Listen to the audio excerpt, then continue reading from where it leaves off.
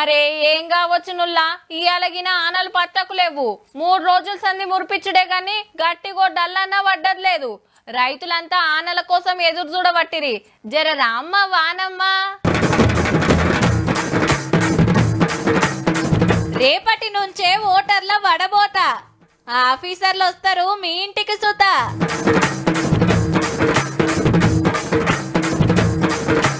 ఓడినందుకు లేదట కేసీఆర్ కు నష్టం, కానీ పబ్లిక్ కేనటుల్లా మస్తు కష్టం. బోనాల జాతరకు 20 కోట్లు, భక్తులకు రానియరట పాటలు.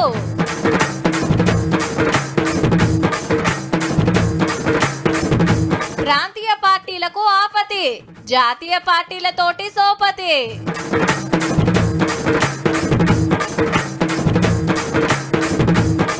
అయోధ్యలో అవినీతి భాగోతం అంటుండ్రు, 100 కోట్లు మాయం. ఏ ఆనికి ఓటే లేదు, గానేంద్ర మందలు ఇచ్చేది టైం వేస్ట్. చలో నడు నడు. అవునరా, మీ ఇంట్లో 8 ఓట్లున్నాయా? అబ్బేరో కొడుకో, ఇక లీడర్లంతా మీ చుట్టే తిరుగుతారా. మీరు ఎవ్వల కోటేస్తే వాళ్ళే వార్డు మెంబర్ పో. అన్న ఆధార్ కార్డ్ లేకుంటే ఓటర్ ఐడి కార్డ్ దేయే, అదిగిన నడుస్తుంది. మామా ఎలక్షన్లు వస్తున్నాయి చూసుకో, ఇక మన తడాక ఎట్లుంటదో అని అంటుంటారు. అది లేకుంటే మనిషి సచ్చినట్టే అనుకుంటారా కొందరు. మరి దాన్ని పైలంగా కాపాడుకోవాల్సిన జిమ్మేదారి కూడా తీసుకోవాలి కదా. రైట్, రేపటికెంచేనబ్బా ఓట్ల ఓడబోతా. ఇంటింటికి తిరిగి కాగితాలు ఇస్తారు, వివరాలు నింపియాలే. ఏమైతుందని లాపరవ వేస్తే ఎలక్షన్ లా ఏలికి ఇంకంటించుకునే ఛాన్సే ఉండదు. మళ్ళా 24 ఏండ్ల తర్వాత గిసొంటి కార్యం ఇదే ఫస్ట్. ఎలక్టరల్ రోల్లో ఎవరైతే ఇనెలిజిబుల్ ఓటర్స్ ఉన్నారో వాళ్ళని తీసేయడం, ఎలిజిబుల్ ఓటర్స్ మాత్రమే పెట్టడం, తర్వాత డెడ్ ఓటర్స్ తీసేయడం, 2-3 చోట్ల ఓటు ఉండి షిఫ్ట్ అయిన వాళ్ళని తీసేయడం, వీటి కోసమే ఇది పెట్టారు. కానీ కాంగ్రెస్ లీడర్లంతా తయారుండాలి, ఎవ్వల ఓట్లు పోకుండా చూడాలని జూమ్ మీటింగ్ పెట్టి ఆర్డరేసిండు సీఎం రేవంత్ రెడ్డి సారు. ఎమ్మెల్యేలు కూడా ఇదే పనులు ఉండాలన్నట. ఎందుకంటే ఇది మనకన్నే కాదు, దేశమంతా నడుస్తాంది. బతికున్నోళ్ళే తీసేసిండ్రని, ఓ పార్టీని నచ్చనోళ్ళే కట్ చేసిండ్రని, ఓ మతమోళ్ళే తక్కువ చేసిండ్రని ఎంతో చర్చ అవుతాంది. మళ్ళా బీహార్, బెంగాల్ ఈ కార్యం చేయవట్కే లోకల్ పార్టీలు ఓడిపోయినాయని మనోళ్ళు చెప్తున్న ముచ్చట. ముస్లింస్, క్రిస్టియన్స్ ఉన్నారు, వాళ్ళు మనకి ఎప్పుడు ఓటేరు. వరకు వీళ్ళని ఓటర్ లిస్ట్ లో లేకుండా చేస్తే బాగుంటుందని వాళ్ళు అర్థం చేసుకొని చెప్పే లోపలనే వీళ్ళందరినీ ఓటర్లు డిలీట్ చేశారు. వీళ్ళు ఆ పార్టీల నాయకులు ఓడిపోయారు. పశ్చిమ బెంగాల్లో 95 లక్షల ఓట్లు తీసేశారు. చివరికి మమతా బెనర్జీ గారు ఓడిపోతే 42 లక్షల ఓట్ల తేడా తాను ఓడిపోయారు. బీహార్ లో 65 లక్షల ఓట్లు తీస్తే అక్కడ అందరూ అనుకున్నారు లాలూ ప్రసాద్ గారి పార్టీ గెలుస్తుందని, కానీ ఆ పార్టీ ఓడిపోయింది. అక్కడ మళ్ళీ బీజేపీ వాళ్ళు గెలిచారు. అంటే ఇక్కడ ఏదో జరుగుతోంది. మనకాడ గా పరిస్థితి రావద్దని అటు కాంగ్రెస్ ఇటు బీఆర్ఎస్ జిల్లాలు గుత్తబట్టి మీటింగ్ల మీద మీటింగ్లు పెట్టి పైలం చెప్తాండ్రు కార్యకర్తలకు. దొంగోట్లు, డూప్లికేట్ ఓట్లు తప్ప ఇంకెవ్వలి పోకుండా చూసే జిమ్మెదారి ఎత్తుతాండ్రు. కాబట్టి మీరు కూడా పక్క కాగితం నింపుర్రి, మీ ఓటకు నిలబెట్టుకోర్రి. లేదనుకో ఎలక్షన్ యాల్లా ఎవ్వలు దేకరు, కొన్ని పథకాలకు తక్లీఫ్ కావచ్చు, చూసుకోండి మరి.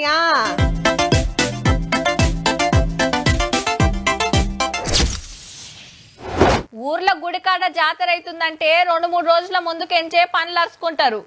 ఎంతమంది భక్తులు వస్తారు, క్యూ లైన్లు ఎన్ని కట్టాలి, ప్రసాదాలు ఏమేమి తయారు చేయాలి, అన్నదానం లెక్కేంది, పోలీసులు ఎంతమంది ఆశ్రమవుతారు అన్ని చూసుకుంటారు ముందే. మరి పట్నం అంతటా జరిగే బోనాల జాతరకు ఇంకెట్లుండాలి? ఏడ తక్లీఫ్ రావద్దంటే ఇప్పటికెంచే సౌలతులు అరుచుకోవాలి కదా. అప్పుడే బోనాల పండుగ మీద నజరేసిందబ్బా గవర్నమెంటు. పట్నంలో జోరుంటదాయే. ఏ గుడికాడ ఏం సౌలతులు చెయ్యాలి, రంగులేంది, లైట్లేంది, నీళ్ళేంది, టాయిలెట్లేంది, ఇట్లా ప్రతొక్క సౌలతి చేస్తానికి మీటింగ్ పెట్టిండ్రు. మంత్రులు, ఎమ్మెల్యేలు అడుగుడు, ఆఫీసర్లు, పోలీసులు చెప్పుడు నడిచింది. పిల్లలకు ఉచితంగా బస్సు అయిన తర్వాత తప్పకుండా ఇక్కడి నుంచి అక్కడికి, అక్కడి నుంచి ఇక్కడికి దేవాలయాలని దర్శనం చేసుకోవాలనే ఉత్సాహం, దానికి తోడుగా ఈ అవకాశం ఉన్నప్పుడు జిల్లాల నుంచి కూడా మహిళలు వస్తూ ఉన్నారు. కొంత ఆర్టీసీ ప్రత్యేకించి ఏర్పాట్లు చేయాల్సిన అవసరం ఉంది అనే మాట ఏడ గింత తక్లీఫ్ కాకుండా నిరుడు 10 కోట్ల రూపాయలు ఇస్తే ఈ ఏడు 20 కోట్లకు పెంచిండ్రుల్లా పద్దు. జూలై 16 నాడు గోల్కొండ కోటల జగదాంబిక అమ్మవారికి తొలి బోనం ఎక్కుతది. ఆగస్టు 2 నాడు లష్కర్ బోనాలు, మర్నాడు రంగం, అటెన్క ఆయతరం పాత బస్తీలా.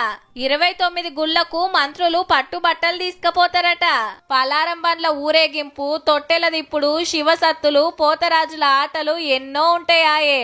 నెల రోజులు నడిచే బోనాల జాతర నిమ్మలంగా అయ్యేటట్టు పోలీస్ బందోబస్తు గిన గట్టిగానే పెడతారట. ఇప్పుడు బల్కంపేట అనేది పబ్లిక్ కూడా చాలా పెద్ద ఎత్తున వస్తున్నారు. విగ్రహం అనేది లోపల ఉండడం, అమ్మవారి విగ్రహం అది వెళ్ళి రావడం అనేది చాలా కొద్దిగా కష్టంగా ఉంటుంది. కొద్దిగా జాగ్రత్తలు చాలా మరి మీ ఏరియాల అమ్మవారి గుడి కాడ జాతర ఎట్లా చేస్తారో ఇప్పటికాంచే పండ్ల మీద నజరైంది. మళ్ళా పిల్లం పల్లెం కుడుకలు బెల్లం తర్వాతన యాపకమలు చేసెను గానం. పిల్లం పల్లెం షావల కాలం. ఓడిపోయిన మమతా బెనర్జీ మేడం, స్టాలిన్ సారు, విజయన్ గారు, కేజ్రీవాల్ సారు, నవీన్ పట్నాయక్ సారు పక్కా పబ్లిక్ లకు వస్తుండ్రు, మంచి చెడ్డలు మాట్లాడుతుండ్రు, అసెంబ్లీలో సర్కార్ నడుచుకుంటుండ్రు, సమస్యల మీద నిలదీస్తాండ్రు. అంతే కదా మరి, పవర్లున్నా లేకున్నా పబ్లిక్ లనైతే ఉండాలి కదా. గమ్మత్ ఏందంటే మన కాడ ఉల్టా ఉన్నదంటే మీదికెళ్ళి ఇంకేదో అనబట్టే గీ చిన్న సారు. ఈ దేశంలో ఆయన చేయని పదవి అంటూ ఏం లేదు. ఒక ప్రధానమంత్రి పదవి తప్ప అన్ని పదవులు ఆయన చేశారు. కాబట్టి ఆయనకు పోయిందేమీ లేదు. మరి అన్ని పదవులు చేసిన కేసీఆర్ సారు మళ్ళా గెలవనందుకు ఎవరిదేం పోయిందన్నా? కేసీఆర్ గారి మాట పెడచెవిన పెట్టినందుకు వాళ్ళ నష్టపోయింది ఎవరు? నష్టం ఎవరికి జరిగింది? అచ్చా, బీఆర్ఎస్ పార్టీని ఓడగొట్టి పబ్లికే తెరలైండ్రట.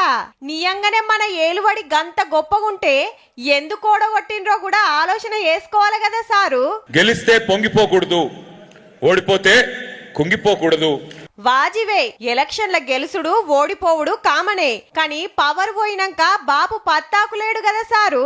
అసెంబ్లీ కస్తలేడు, నియోజకవర్గం పోతలేడు, పబ్లిక్ ల తిరుగుతలేడు, ఎవల తిప్పలు మాట్లాడతలేడు, అసలు కననే కనబడతలేడు. ఎందుకో కూడా చెప్తే బాగుండే రామన్న. అటుకెంచి Congress MLA N M Srinivas Reddy sir లైన్లకు రానే వచ్చిండిగా. కేసీఆర్ గారు తిరిగి ముఖ్యమంత్రి కావాలా వద్దా? నీకు నిజంగా రేపు కేసీఆర్ నిజంగా ఒకవేళ పొరపాటున గెలిస్తే ముఖ్యమంత్రి కానిస్తావా? నువ్వు ఇంట్లో కూర్చున్నావు, నువ్వు కూర్చోక ఎందుకు వచ్చి కూర్చులో కూర్చుంటావు? ఇది నాది, నా హక్కు అని చెప్పి పక్కకు దొబ్బవు.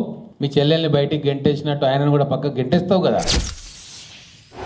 బీజేపీ, కాంగ్రెస్ జాతీయ పార్టీలు ఇంకో 2-3 కూడా ఉన్నాయి గానీ పెద్దగా పతారా లేదు ఇప్పుడు. ఇక రాష్ట్రానికో 2-3 ప్రాంతీయ పార్టీలు ఉండనే ఉండే. ఎవల లెక్క ఆళ్ళది, ఎవల పార్టీ ఆళ్ళది. ఎక్కువ మటుకు కుటుంబ పార్టీలే.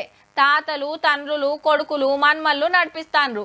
వాళ్ళ రాష్ట్రం కోసం కొట్లాడతారు కాబట్టి పబ్లిక్ గిన కాయిష్ చేసి పవర్లకు తెస్తుంటారు. అయితే మీరు మంచిగా నజరేసిండ్రో లేదో, రాజకీయం మారుతాంది. చూస్తుంటే ప్రాంతీయ పార్టీలు ప్రమాదంలో ఉన్నట్టే. బెంగాల్లో మమతమ్మ ఓడిపోవడంతోటి 20 మంది ఎంపీలు, 60 మంది ఎమ్మెల్యేలు మరలబడితే ఒడ్డుకు పడ్డ శాప లెక్క గిలగిల కొట్టుకుంటాంది తృణమూల్ కాంగ్రెస్.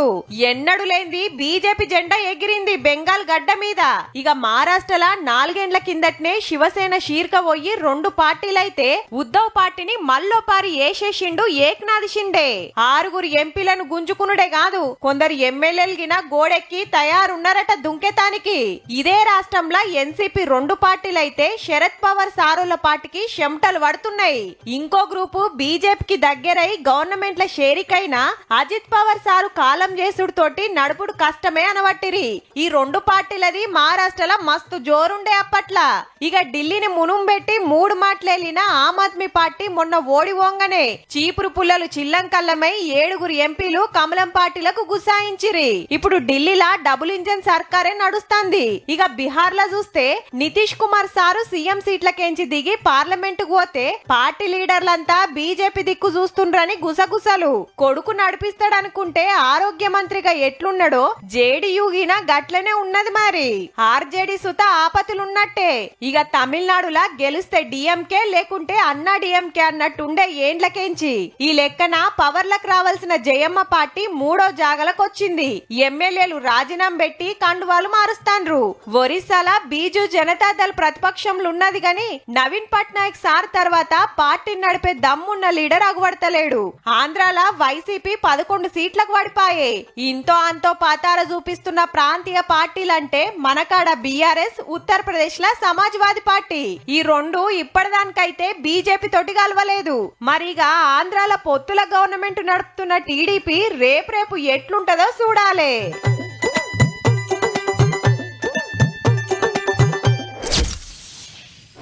గల్లీలో బుగ్గెలుగుతలేదని వారమాయ చెప్పి ఇంకా రిపేర్ చేపియవా సర్పంచ్ అన్న? మూరికి నీళ్లు మొత్తం మా ఇంటి ముంగట్కే వస్తుండే. ఓ మోరి కట్టిస్తే ఏమాయే? పక్క గల్లీలో సీసీ రోడ్లు పోస్తిరి, మా గల్లీలు ఆప్తిరి. మేము ఓట్లు వేయలేదా? గల్లీ శివర్ల పాతిళ్ళు పడవడ్డదని కూలగొడుతిరి. గా చెత్తంత ఎత్తరా? అట్లనే పెడుతున్నారు. ఓ ఇట్లా పల్లెకి ఏదో ఒక తక్లీఫ్ ఉంటదుల్లా. గా పనులన్నీ చేయాలంటే పైసలు కావాలే కదా. పల్లె ఆమ్దాని పల్లెకే ఇచ్చే ఆలోచన చేస్తుందిలా సర్కారు. 12,760 ఊర్లుంటే ఇంటి పన్ను, నల్లా పన్ను, లేఅవుట్ ఫీజుల పేరు మీద 350 కోట్లకెళ్లి 400 కోట్లు వస్తున్నాయట ఏడాదికి. అయితే గా పైకమంతా హైదరాబాద్ నుండే పైసల శాఖకొచ్చి మళ్ళా ఊర్లకు పోతాయి డెవలప్మెంట్ పనుల కోసం. ఆడికెళ్ళొచ్చి ఈడికెళ్ళి పోయేటోరకు మస్తు ఆలస్యమై పెండింగ్ పడుతున్నాయట పనులు. చెత్తెత్తుతానికి ట్రాక్టర్ల డీజిల్ ఓపియాలన్నా, సఫాయి కార్మికులకు జీతాలు ఇయ్యాలన్నా, గల్లీల లైట్లు రిపేర్లు చేపియాలన్నా, ఆఖరికి బ్లీచింగ్ పౌడర్ కొనాలన్నా సర్పంచులు, కార్యదర్శులు బిల్లుల కోసం పైసల శాఖ చుట్టూ తిరగాల్సిన పరిస్థితి. అవి టైంకు రాక బయట అప్పులు తెచ్చి చేపిస్తున్నారట. అదే ఎక్కడాందని అక్కడనే ఇస్తే గీ తక్లీఫ్ తప్పుతుందనే ఆపోచన. కానీ ఉత్తగా నోటి మాటతోటి కాదు కదా, రూల్స్ మార్చాలే. ఆల్రెడీ గా ఫైలు పంచాయతీ రాజ్ మంత్రి సీతక్క కాడికి పోయిందట.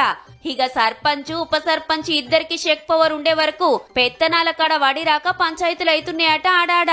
అట్లా కాకుండా సర్పంచ్, కార్యదర్శికి పవర్ ఇచ్చే ఉపాయం చేస్తుర్రని ప్రచారం అయితాంది.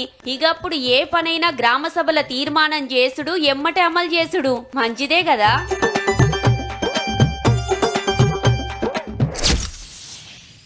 పెద్ద గుడి, 161 అడుగుల ఎత్తు, 3 అంతరాలు, 392 స్తంభాలు, 44 దర్వాజలు, 5 మండపాలు, ఏడ ఇటుకే సిమెంటు వాడలేదు, మొత్తం రాళ్లతోటే. గర్భగుడిలా బాలరాముడు, సూర్యకిరణాలు నొస్టి మీద పడే సూర్య తిలకం. అయోధ్య రామ మందిరం గురించి ఇంత గొప్పగా చెప్పుకుంటారు భక్తులు. గుడి కట్టిన కాంచి దేశం అంతటికెళ్ళి శితం పోయేస్తున్నారు. మరి అసొంటి కాడ గిట్ల కాబట్టే అయోధ్యల అవినీతి కథ చెప్తే రామాయణం అయ్యేటట్టుంది పోర్రి. పాలారం బుక్కినంత అల్కగా దేవుని సొమ్ము తిన్నారట. మరి భక్తులిచ్చిన చందాల పైకం, బంగారు, ఎండి కానుకలు గయాబ్ చేసిండ్రట. గుడి ట్రస్టు, బ్యాంకు, ప్రైవేట్ ఉద్యోగులు ఇట్లా 150 మందిని కొచెండ్ల మీద కొచెండ్లేసి వివరాలు గుంజింది ఎంక్వైరీ చేస్తున్న సిట్. వచ్చిన పైసలకు రికార్డుల రాసిన లెక్కకు జమీన్ ఆస్మాన్ ఫరాక్ ఉందటుల్లా. గల్లెపెట్టెలు లెక్క పెట్టేటప్పుడు సీక్రెట్ కెమెరా లేకుండా వేసిండ్రట. సెక్యూరిటోళ్లను మత్పరిచిరట ముద్దుగా. ఇప్పటిదానిక తెలిసిన వివరాలతోటి ఓ రిపోర్ట్ ఇచ్చిండ్రు గవర్నమెంట్ కు. ఇంకో 10 రోజుల్లో మొత్తం రిపోర్ట్ వచ్చినాక ఎవల కథ ఏందో బయటపడుతుందట. అయోధ్య రాముణ్ణి కొలుస్తానికి దేశం అంతటికెళ్లి బొచ్చెడు మందొస్తారు. గసొంటి జాగల పైసలు మాయం చేసుడైందని అటు స్వామీజీలు, ఇటు భక్తులు నడిమిట్లా పార్టీలు గుసగాబట్టే.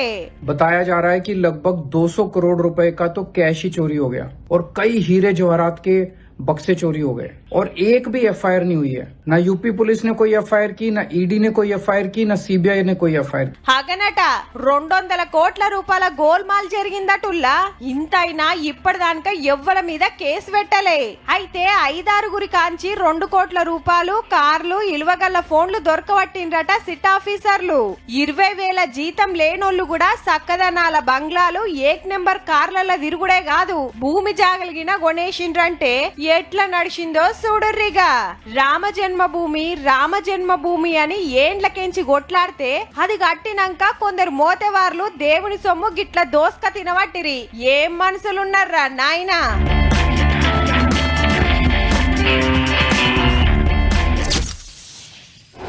వామ్మో, గీ వార్త రాసిండ్రా అన్న. లెక్కకైతే ఈసొంటి నేరాలు ఘోరాలు మేము చూపియం, కానీ ఇయాల రేపు జరుగుతున్నాయి మొత్తం గివ్వేనాయే. కన్నోళ్ళని కాంతలేరు, కట్టుకున్నోడని చూస్తలేరు, కడుపున పుట్టినోళ్ళని కనకరం చూపిస్తలేరు. సినిమాలను మించి ప్లాన్ లేసుడు లేపేసుడు, ఒకల్ని చూసి ఒకళ్ళు గదే ట్రెండ్ నడిపిస్తున్నారబ్బా. ఓ దిక్కు పెండ్లి పనులు జోరుగా నడుస్తుంటే ఇంకో దిక్కు కాబోయే పెన్మిటికి సావు డప్పు మోగిచ్చింది గీమే. పేరు సియా గోయల్. మహారాష్ట్రల రియల్ ఎస్టేట్ వ్యాపారి తోటి పెండ్లి ఖాయమైంది. బేస్తారం నాడు బర్త్డే ఉందని పిలగాన్ని కోటకు దోల్కపోయింది. సంబురాలనే సావు ముహూర్తం పెట్టి ఫోటోల పేరు మీద పెద్ద లోయ దగ్గరికి దోల్కపోయింది. అట్ల దిగు ఇట్ల దిగు అని చూపిస్తుంటే లవర్ గాడొచ్చి నూకేస్తే కింద పడి పానం పోయింది పాపం. ప్రేమలున్నోళ్ళు పెండ్లి చేసుకుంటే అయిపోయేదానికి ఉచితార్థంగా ఇంకొకరి పానం మింగింది. ఏం మనుషులో ఏం పాడో మళ్ళా ఏం తెలియనట్టే ఏడ్చుకుంటా పోస్ట్ పెట్టింది ఇన్స్టాగ్రామ్ లా. ఇక బెంగళూరులా లవర్ తోటి కలిసి అమ్మా నాయనలను చెల్లెను ఏసి పడేసింది గీ అక్క. పెండ్లి కాకుండా గా తిరుగులేంది అని మందలిచ్చినందుకు మనసులో పెట్టుకుందట. ఇంతల్నే ప్రేమించడం బిజినెస్ లో లాస్ వస్తే మన ఆస్తి ఇద్దామంటే ఇంటోళ్ళు ఒప్పుకోలే. ఎంత పనికున్నారని ఆ ఇద్దరు కలిసి ఈ ముగ్గురిని కత్తులతో పొడిచి మర్డర్ చేసిండ్రు. మన రంగారెడ్డి జిల్లా నందిగామల మొగుని నిడ్సబెట్టి ఇంకొని తోటుండి పిల్లలకు వాతలు పెడితే పక్కింటోళ్ళు చూసి పోలీసులకు పట్టించిండ్రు. ఇవన్నీ గిన ఒక్కనాడు జరిగినాయే, బయటికి తెలిసినాయే. ఈనాడు మగ్గీసొంటి శీతం జరుగుతున్నాయి. ఒకళ్ళ పిల్లో పిల్లగాడో ఇష్టం లేకుంటే ఆ పెండ్లే చేసుకోవద్దు. లవ్ ఆడినోళ్ళనే లగ్గం చేసుకుంటే మాయే. పెండ్లైనా పెనిమిటి నచ్చకుంటే ఎల్లకాలం ఉండలేమనిపిస్తే ఈడుపు కాగితం తీసుకుంటే మాయే. అంతేగాని గీ సంపుడేంది, పోరలను గోసవెట్టుడేంది, వచ్చి రానోళ్ళు కాకుంటే నీ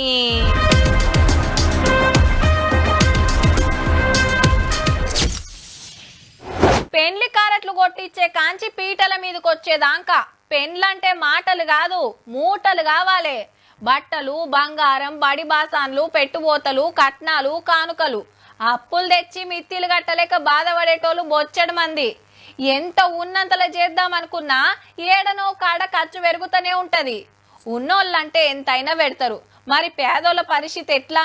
గందుకే గీళ్ళు ముంగట్కొచ్చిండ్రు. ఒకటే పందిరి, ఒకటే ముహూర్తం, ఒక్కటైన 31 జంటలు. వరంగల్ల గిరిజన జంటలకు మా సంబురంగా పెళ్లిళ్లు చేసిండ్రు. పేదోళ్ళ లగ్గానికి ఆసరైతానికి గీ ట్రస్ట్ ముంగట్కొస్తే తొలుత 18 జంటలు దరఖాస్తు పెట్టిండ్రట. అటెనక ఇంకొందరు వచ్చిండ్రు. ఇవాళ మంచి రోజు అయ్యే వరకు ముహూర్తం ఫిక్స్ చేసిండ్రు. కొత్త జంటకు పట్టుబట్టలు, పుస్తమెట్టెలు, దండలు సుతా ఇల్లే తెచ్చిండ్రు. అంతేకాదు వచ్చిన చుట్టాలకు కమ్మటి బంతి బువ్వ కూడా పెట్టిండ్రు. నార్మల్ గా అనుకున్నా కానీ ఇంత ఉంటదని అనుకోలేదు, ఎక్స్పెక్ట్ చేయలేదు. ఇక బంగారు పుస్తలు ఇచ్చారు, మెట్టలు ఇచ్చారు. ఇవన్నీ మన సొంతంగా చేసుకోవాలంటే చేసుకోలేం కదా. మంగళ సూత్రాలు ఇచ్చిర్రు, వాళ్ళు మెట్టెలు ఇచ్చిర్రు. ఇంకొకటి దండల కాంచెలి అసలు మాది ₹1 ఖర్చు ఏం లేదు, పూర్తి ఖర్చు మొత్తం వాళ్ళే పెట్టుకురు. వీళ్లకు పెళ్లి జరిగినట్టు మ్యారేజ్ సర్టిఫికేట్ కూడా ఇచ్చిండ్రు. ఆకర్లా వాళ్ళనే లక్ష్మీనారాయణలుగా కొలిచి వీళ్ళ తరఫున భోజన ఖర్చు అన్ని పెట్టుకొని చేస్తే వాళ్ళని మమ్మల్ని ఆదరించారనే ఉద్దేశంతో ఇయాల రేపు ఒక్క పెళ్లి చేయాలంటేనే లక్షలు కావాలి. అసొంటిది వీళ్ళతోటి పైసా కూడా ఖర్చు పెట్టకుండా 31 జంటల్ని ఒక్కింటోళ్ళని చేసిండ్రంటే తారీఫ్ చేయాల్సిందేనబ్బా.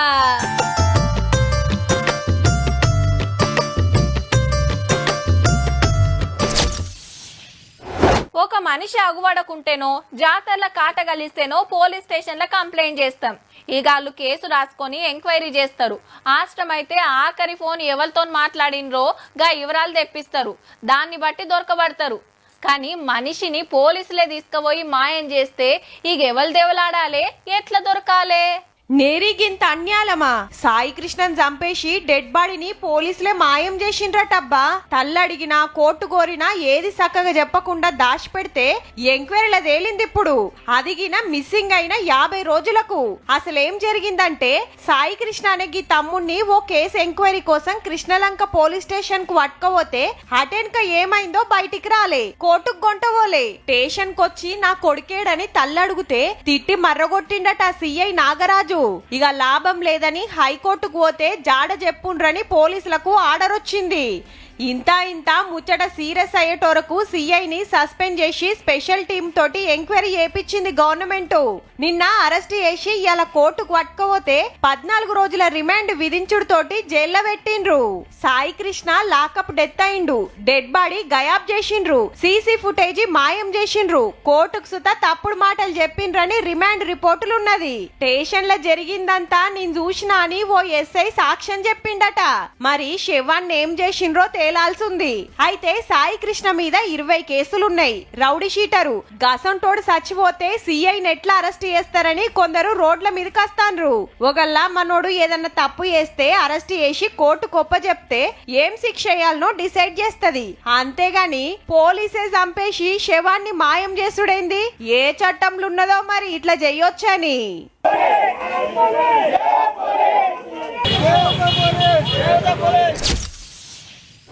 నీ అవ్వ రోడ్డు పక్కన జరేసేపు ఆగుదామంటే ముత్తెమంతా నీడ కూడా లేకపాయే. దగ్గర పట్ల ఓ షెట్టన్న లేదేమ్రా అని అంటుంటారు. ఈ ఎండాకాలంలో సురుకులు దాక్తే నీడ కోసం, ఆనకాలంలో శినుకులు పడితే తడవకుండా చెట్ల కింద నిలబడుతుంటారు. ఇక కాలంతో పని లేకుండా ఏడాదంతా సొక్కమైన గాలినిచ్చి ఆసరైతుంటాయి. కానీ గీ ముచ్చట ఎవ్వలన్నా ఆలోచన చేస్తారా? అడ్డం వస్తుందంటే చాలు అడ్డంగా నరకుడేనాయే. చక్కదనాల చెట్లు మొత్తం చెలిగేసిండ్రు. 5 కాదు 10 కాదు 36. ఆదిలాబాద్ లో గడుతున్న గీ షాపింగ్ మాల్ కి అడ్డమున్నాయని గింత సక్కడి పనిచేసిర్రులా. మున్సిపాలిటోళ్ళు 5 ఏండ్ల కాంచి సాత్తుర్రట. మరి ఇంత పనికున్నారని ఫారెస్ట్ వాళ్లకు కంప్లైంట్ ఇస్తే చెట్టుకు 7,000 దండగేసిండ్రు. అంటే 2.5 లక్షల జుర్మానా. ఆడికే ఊకోలేదుల్లా. 50 చెట్లు అదే ప్లేస్ లో నాటమని ఇన్స్ట్రక్షన్ ఇచ్చినాం. చుట్టూ ఒక ఫెన్సింగ్ కూడా వాళ్ళు చేయాలి. ఫెన్సింగ్ లేకపోతే ట్రీ గార్డ్ అయినా పెట్టేసి దాన్ని కాపాడాలి. వాళ్ళే మెయింటెనెన్స్ చేయాలి 2 years దాకా. 36 చెట్లు కొట్టేసిన జాగల 50 మొలకలు నాటి దినం నీళ్లు పోసి మేకలు మేయకుండా చూసి 2 ఏండ్లు సాదాలని ఆర్డరు. లేకుంటే కేసుల పాలయ్యేటట్టున్నామని ఒప్పుకుండట షాపింగ్ మాల్ ఓనర్ అయ్యా. లాపర్వ చేస్తే అరెస్ట్ కూడా చేస్తారట. మరి బంగ్లాకు అడ్డం ఉన్నాయని పోతం పెడితే గింత కథ అయింది. హౌ మరి దినమంతా పచ్చదనం పలసగైతాంది. అందరూ మొలకలు నాటాలే, చెట్లు పెంచాలని సర్కారోళ్ళు ఆవాజిస్తే వీళ్ళ సక్కదనం గిట్లున్నది. మరి చూస్తురు కదా, పర్మిషన్ లేకుండా మీరు గిట్లా చెట్ల తెరువు పోయారు, దండుగ పాలైతారు సుమా.